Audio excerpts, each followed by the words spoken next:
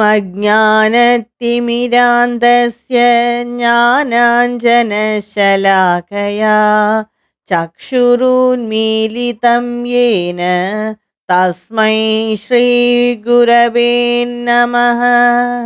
नारायणपरा वेदा देवा नारायणाङ्गजाः नारायणपरा लोका नारायणपरामखाः नारायणपरो योगो नारायणपरन्तपः नारायणपरं ज्ञानं नारायणपरा गतिः। तस्मात् एकेन मनसा भगवान् सात्वतां पतिः श्रोतव्यकीर्तितव्यश्च ध्येयपूज्यश्च नित्यदा। जयति जयति मायां यस्य कायाधवस्ते वचनरचनमेकं केवलं शाकलय्य ध्रुवपदमपि यातो यत्कृपातो ध्रुवोऽयं सकलकुशलपात्रं ब्रह्मपुत्रं नतास्मि। सर्वेभ्यः नमस्कारः. We are saying the Narada Bhakti Sutras, and I completed in my last video up to Sutra 33. And we saw the three drishtantas, the drishtanta of the Graha house, the drishtanta of the princess, the beggar, and the drishtanta of the hunger, how to appease hunger. So these were in detail discussed by Sage Narada in his sutras. It's of great importance to understand the nature of Para Bhakti. What is our real nature? To understand that, all these are very important. Now let us see the next sutra, Sutra 34. In this sutra, Sage Narada says, Tasyaha sadhanani gayantyacharyaha. So tasyaha, that is that. What is that? That supreme love, that Para Bhakti. About Para Bhakti, many acharyas have sung as hymns or songs. So the acharyas, they give more importance for this Para Bhakti, that bhakti, that rasa of bhakti, they give importance, and they have sung about this Para Bhakti in their hymns and songs. Now in this sutra, the acharyas are given great importance. The acharyas are the next to the gurus. Gurus are the supreme. They will see as merging with Brahman, that is their duty. They will just guide us in the very proper way. The Guru is supreme in Sanatana Dharma. Next to the Guru are the Acharyas. The Acharyas, they read a lot of scriptures. They understand or the essence of the scriptures. Those values that are said in the scriptures, they themselves follow it and teach it to others. They are just like personal Guru, and they see to it that we go in the right path. And they sing hymns, they write sastras. One of the greatest acharya we all know is Shankaracharya. He came to revive Advaita philosophy, and he revived it and wrote many bhashyas and many hymns praising bhakti as well as jnana also. Nirvana Satakam, all these are about jnana, whereas Saundarya Lahari and all these are about bhakti. So there is many hymns he has written. Similar acharyas are the Annamacharya, then Purandara Dasa, Tyagaraja Swami. All of them are about bhakti. So these acharyas, what they practice and what the values they have read it from the scriptures, or they might have practiced this in their life. They write about it in their hymns or in their songs. And in Sanatana Dharma, there are different grades of teachers. Next to this acharyas is the Adhyapaka, Ati Apaka. The role of the Adhyapaka is they will see that whether we understand what they said by asking us questions, by asking us to write exams like that. So they say to it whether we understand what they say. And the next in line is the Upadhyaya. Upadhyaya may be said as the modern lectures like that. They give lectures, they teach us, but they do not take much care whether we understand or not. They may or they may not take care. We cannot be sure about it. So they are the Upadhyayas. And next in line is the Pravakta. They just give lectures, maybe in the Lord's gathering. They just tell what they want to say. Say. Even the audience or the Sishyas, if they did not listen to them or not very attentive, they do not care. So they are the Pravaktas. And next in line is the Pravachaka. Pravachaka means they just give lectures.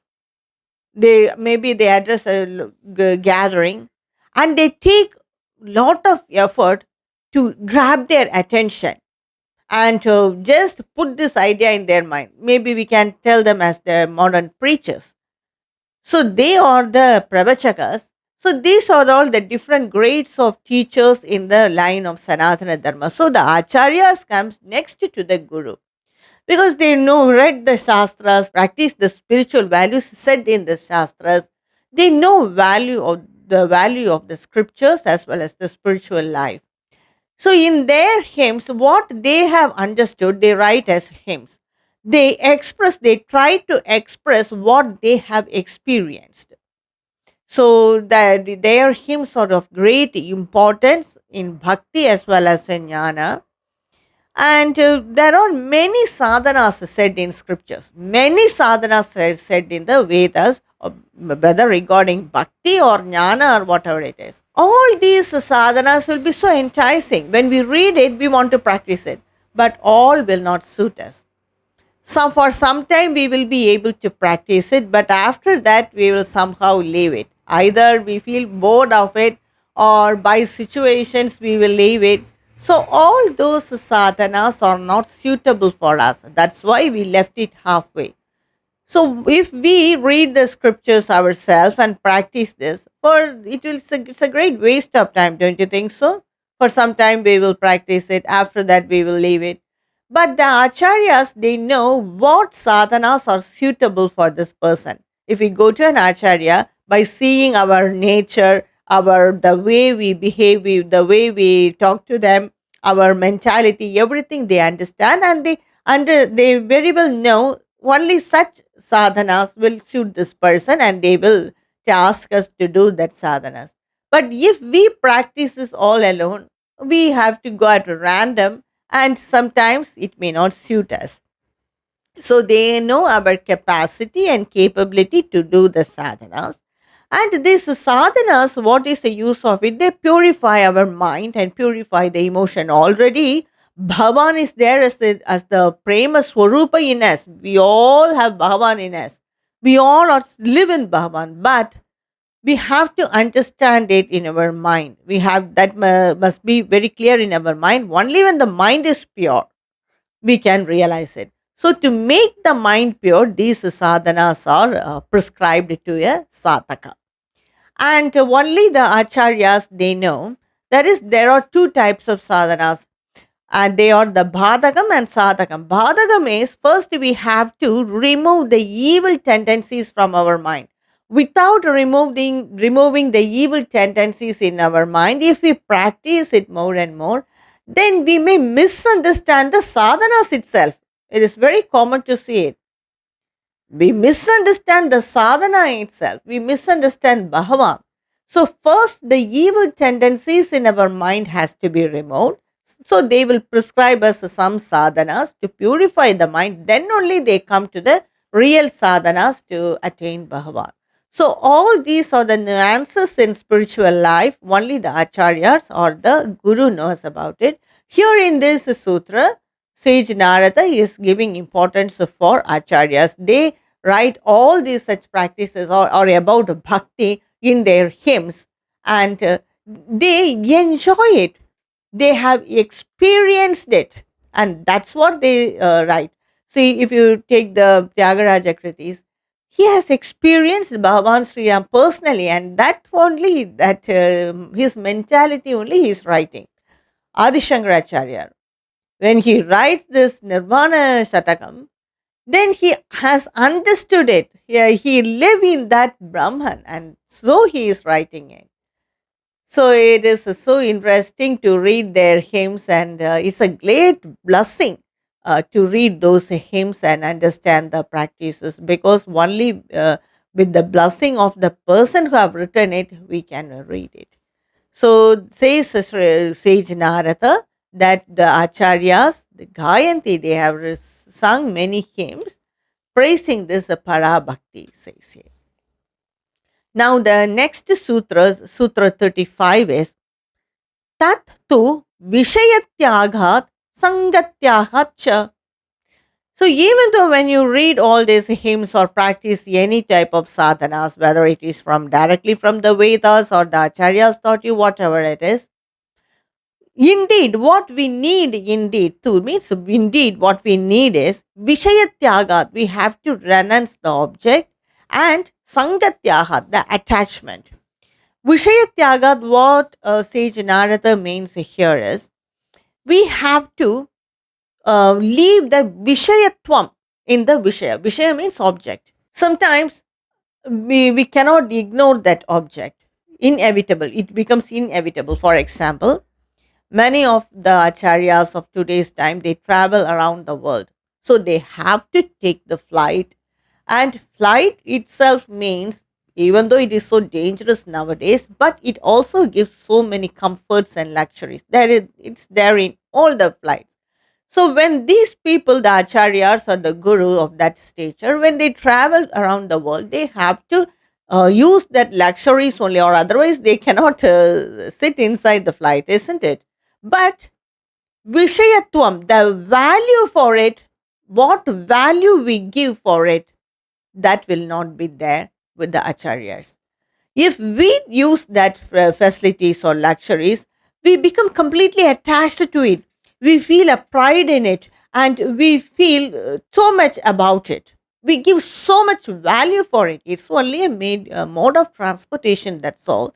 But we give so much of value for it. But the people who have understood the nature of this Atma, they may use it, but the value they may not give. This is taking the Vishayatvam first. One of the perfect example of this is Raja Janaka. Amidst the royalties he lived, he took care of his kingdom and he ruled his kingdom, but without giving value for the luxuries there, the royalty there. That's very important. We may use the object, but we must not give so much value to it. Only when we give value to it, what happens is there will be attachment. And this giving value is based on our mind and based on our knowledge. For example, if there is a vigraha in the temple, a sculptor will see it as a piece of art. He will enjoy that artistic nature in it or the art in it. That's why when many of the foreigners, when they come here as tourists, they go to the temple and they take so many photographs without worshipping Bhagavan, because they see it as a sculpture. That's all. A person who is interested in art will see it as an artistic piece. That's all. At the same time, if a robber see that art, he will see it as a package of money, because if he sell this piece of art anywhere abroad, he will get millions. That's why they take these vigrahas from the temple, loot this vigraha from the temple. But if your bhakta see that same vigraha, he will see it as God. He will see it as God, and he cannot see the stone. A person who see it as a stone cannot see the Bhagavan in it. So the value to it is based on our mind and it is based on our knowledge. So Vishayatvam has to be ignored. Why this Vishayatvam has to be ignored? Because when we give more value for the self in us, the Atma in us, nothing else is so great. For example, we might have played with many toys at our young, soft toys, hard toys, everything. That time it is of great value for us. They gave so much importance to us, is it not? But now when we see it, we see it. That's all. We do not give any value for it. Just like that, When we know or understand the value of the self, then we will not give that much value for anything external. So Vishaya Tyagat is very important for Parabhakti. Next is Sangat Tyagat. When you give a value for it, then we have an attachment towards it. And if I have a very good car, and if I have so much value to it, automatically I will be attached to it. It's a mode of transportation, that's all. But if I give value to it, so much attachment comes to it. Only no one should touch it. No one else to should be allowed to sit inside it or go in it. So much attachment and so much worries will happen only because of this attachment. So the object may be there, may not be there. That attachment and the value we give for it should not be there. That is, we must not purposely ignore anything. That will not happen. It won't work out. Now we may ignore. After some time, automatically that we will revive that attachment. It will not work in this world. When we have more attachment, more value for something else, that is Bhagavan or the selfiness, then automatically this attachment and this value, everything will shut off, will wither off. It has to be like that. Instead, if we forcefully take the mind from the objects or from that attachment, by mind we will be attached to it. So, what Sage Narada says is, mentally, we must renounce everything, not physically. Physically is important, it comes only next. But first, mentally, we have to ignore all this, renounce all this. So, Parabhakti will come only when there is Vishayatyagat and Sangatyagat. We must renounce the value of that object in it, Vishayatvam of that object, and the attachment towards the object or anything. When Vishayatyagat happens, automatically Sangatyagat will also happen. So, only then there will be improvement in our para bhakti art. Till then, it will be Gauna bhakti only. After that, only our bhakti will improve, says Sage Narada. We will see the next sutras in my next upload. Om Namo Narayanaaya.